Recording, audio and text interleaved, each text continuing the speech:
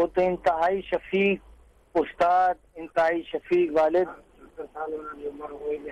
اچھا یہ بتائیے کہ آپ کی جو پنجاب کے وزیر اعلیٰ شہباز شریف، آپ جانتے ہیں کہ ان کے بلوچستان کے وزیر اعلیٰ اسلم رئی ثانی سے بڑے قریبی تعلقات ہیں، تو پنجاب کی حکومت نے آپ سے رابطہ کیا اس سلسلے میں آپ کے والد کی وفات کے بعد، یا آپ نے رابطہ کیا؟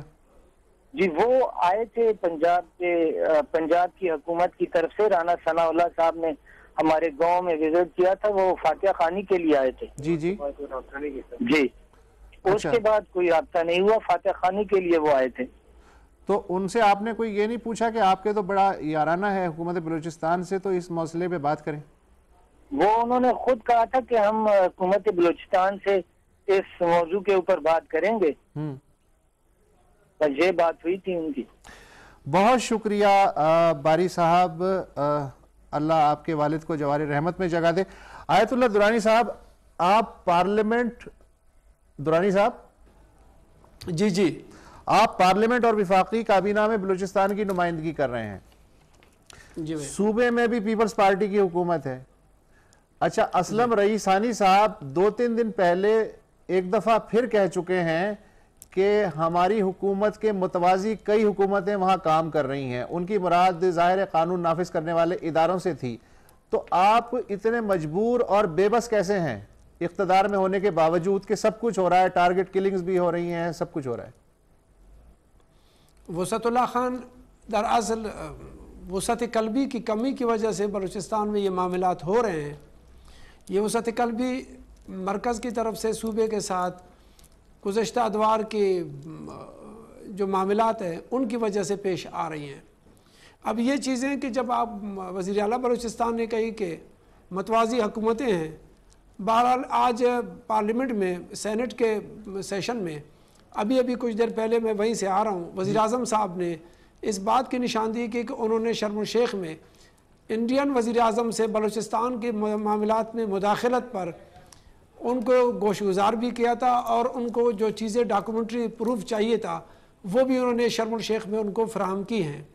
اور بقول وزیر اعظم صاحب کے جو ابھی انہوں نے پارلیمنٹ میں کہی کہ یہ معاملات انٹرنیشنل سطح پر بلوچستان میں مداخلت کے مترادف ہیں. یعنی یہ سب کچھ جو ہے آیت اللہ درانی صاحب، سب کچھ جو ہے ہندوستان کرا رہا ہے، آپ یہ کہہ رہے ہیں سب کچھ؟ نہیں، ہم سب کچھ اسلام وہ نہیں کہتے کہ ہندوستان کرا رہا ہے.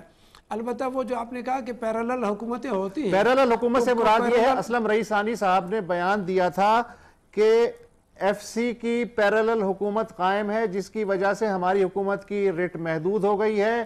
آج گورنر ذوالفقار مکسی کا بیان ہے کہ آغاز حقوق بلوچستان کا جو پیکج ہے اس سے مسئلہ نہیں حل ہوگا، اس سے زیادہ کی بات ہے. یہ دونوں وزیر اعلیٰ اور گورنر کہہ چکے ہیں، اور پیپلز پارٹی کے ہیں، اور آپ بھی پیپلز پارٹی کے ہیں. دیکھیں میں آپ کو ایک بات بتا دوں، ہم اسی ایک سیم فریکوینسی پر ڈسکس کریں گے کہ اس وقت ایف سی کی حکومت وہاں پر نہیں ہے، بلکہ ایف سی تو سی ایم کے اور فیڈرل گورنمنٹ کے انڈر ہے. تو کسی قسم کا ایسے پیرالل حکومت وہاں پر قائم نہیں ہے. وزیر اعلیٰ پھر یہ بات کیوں کہہ رہے ہیں؟ وزیر اعلیٰ پھر یہ بات کیوں کہہ رہے ہیں؟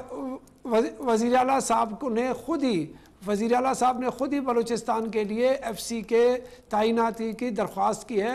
وہاں کے حکومت فیڈرل گورنمنٹ سے یا اداروں سے ایک دوسرے کی مدد مانگی جاتی ہے، جس میں سے وزیر اعلیٰ صاحب نے بذات خود فیڈرل گورنمنٹ سے مدد حاصل کی ہے، جو بلوچستان کانسٹیبلری کی شکل میں وہیں پر تعینات ہے.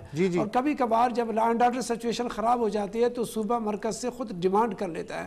تو آن دا ریکویسٹ آف بلوچستان، وہ جو پروونس ہے اس کے چیف منسٹر کے تعاون سے یہ تمام چیزیں ہیں. دیکھیں پولیٹیکل اسکورنگ کی بات نہ کی جائے، بلکہ اس کو اس انداز میں لیا جائے کہ کچھ دنوں کے بعد 26 تاریخ کو جب بلوچستان یا پورے پاکستان کے تمام صوبوں کو حقوق ملیں گے تو اس میں یہ سطح پر جو بلوچستان کے متعلق ہے کہ ان میں رواداری نہیں رہی یا قانون کے عمل درآمد کے لیے اس کے اختیارات نہیں ہیں، وہ صوبوں کو منتقل کیے جا رہے ہیں.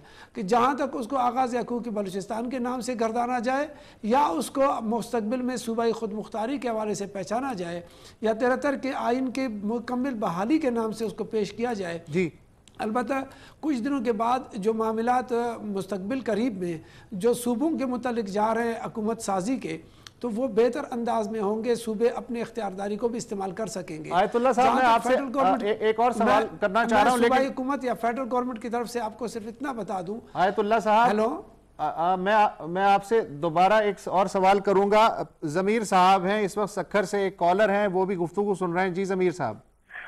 وسط اللہ خان صاحب، میرا یہ کہنا ہے منسٹر صاحب سے کہ جو آغاز حقوق بلوچستان اناؤنس کیا گیا ہے، اس میں جابس کے علاوہ عام لوگوں کے لیے کچھ بھی نہیں اناؤنس کیا گیا، جیسا کہ نہ کوئی نئی یونیورسٹیز قائم کرنے کی کوئی بات کی گئی ہے، نہ کوئی کالجز، اور نہ کوئی کوئی ایسا پرافٹ جو عام لوگوں کو ملے۔